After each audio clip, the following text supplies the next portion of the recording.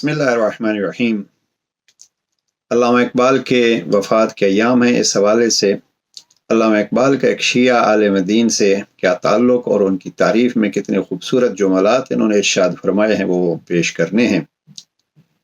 अल्लामा इकबाल को खुसूसियत के साथ जवानों को ये गुजारिश करूँगा कि इस निगाह से देखिए, वो मुफ़क्किर पाकिस्तान, वो मुसव्विर पाकिस्तान और वो दाई इल्लल्लाह और वो ज़ात ग्रामी जिनके कलाम में मर्द मोमिन, खैबर शिकन, आहे सहर, शाहीन जैसे अल्फाज मिलेंगे। जवानों से गुजारिश है कि इन अल्फाज पे गौर कीजिए और वो तालीमात और वो रूह कुरान जो अल्लामा इकबाल ने अख्ज़ की है उसको अपने सीनों में जगह दीजिए और उसको अमलन अपनाइए।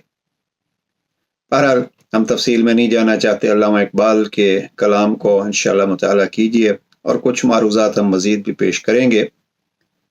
अल्लामा इकबाल की ज़िंदगी में मैं जो समझा हूँ ये कि अल्लामा इकबाल की ज़िंदगी में सबसे ज़्यादा असर कुरान का है और वो तफसील अपनी जगह पे उनके वालिद ने क्या कहा और उनके उस्ताद जनाब सैयद मीर हसन कुरान मजीद के एक फाजिल थे और आलिम थे, तो उनका क्या असर हुआ। लेकिन शिया उलमा में दो उलमा से मैं जहाँ तक जान सका हूँ अल्लामा इकबाल का ताल्लुक़ रहा। एक लाहौर ही में अल्लामा हायरी, और ये अल्लामा हायरी वो शख्सियत हैं जिन्होंने 30 जिल्दों में तफसीर लिखी है बाप बेटे ने। और अल्लामा इकबाल का जो पहला जनाजा पढ़ाया गया है इस्लामिया कॉलेज रेलवे रोड पर, वो अल्लामा हायरी ही ने पढ़ाया। और मैंने बाज़ किताबों में देखा है कि अल्लामा इकबाल के कलाम में जो मोहब्बत अहले बैत का पहलू ज़्यादा आया तो ये अल्लामा हायरी के साथ उठने बैठने के बाद आया। बहरहाल वो अल्लामा हायरी का एक तज़किरा। लेकिन आज के सेशन में जिस आलिम दीन का उन्होंने खुसूसियत से तज़किरा की है अपने एक ख़त में, ये किताब है मकतूबात इकबाल बनाम शाद। जनाब मोहम्मद अब्दुल्ला कुरैशी ने इसको लिखा है और ये किताब नशर कराई है जनाब अहमद नदीम कासमी साहब ने।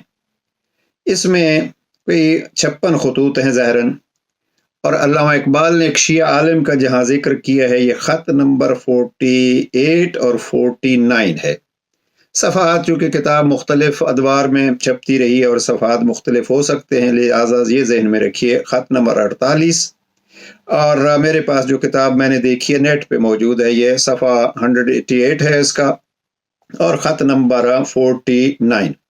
ज़रा देखिए अल्लामा इकबाल के हवाले से जैसे अर्ज़ किया है कि कुरान मजीद का असर है उन पे, तो यहाँ अल्लामा इकबाल ख़त नंबर 48 में जिसकी तारीख़ है 1 अक्टूबर 1916, इसमें शाद, ये शाद हैदराबाद के महाराजा हैं और इनके साथ करीबी ताल्लुक़ है अल्लामा इकबाल का।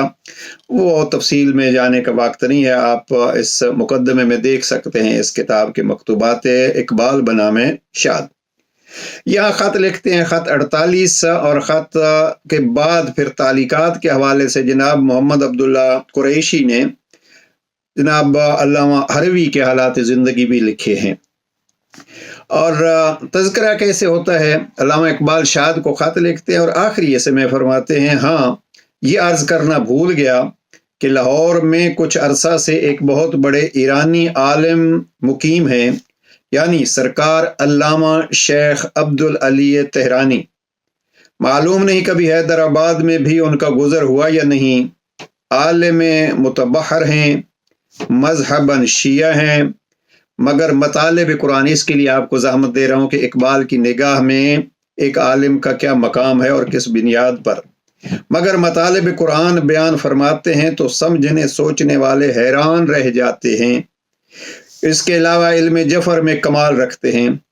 कभी उनकी खिदमत में हाजिर हुआ करता हूँ, कभी कभी उनकी खिदमत में हाजिर हुआ करता हूँ। यह अल्लामा इकबाल अल्लामा हरवी के बारे में लिखते हैं। अगर इस मौसम में सरकार लाहौर का सफ़र करें तो खूब हो कि ये आदमी देखने के काबिल है। देखिए ये है आलिम का मकाम और वजह क्या है, कुरान। और फिर ख़त नंबर 49 में लिखते हैं کہ سرکار علامہ عبدالعلی حروی تہرانی سے ملاقات ہوئی تھی، وہ نہایت مخلصانہ سلام آپ کی خدمت میں پہنچاتے ہیں۔ اب اس علامہ حروی کے حالات زندگی اگر جاننے ہوں تو اسی مکتوبات اقبال کے ایک کافی تفصیلی انہوں نے لکھے ہیں جناب محمد عبداللہ قریشی صاحب نے، حالات ان کے۔ اس میں مثلا ایک کتاب کے حوالے سے لکھتے ہیں کہ مولانا حالی فرماتے تھے ان کے بارے میں کہ 200 سال کے عرصے میں ہندوستان میں ایسا جید عالم نہیں آیا۔ البتہ انہوں نے حوالہ دیا ہے اور یہ ساری تفصیل جو ہے وہ اس کتاب میں موجود ہے۔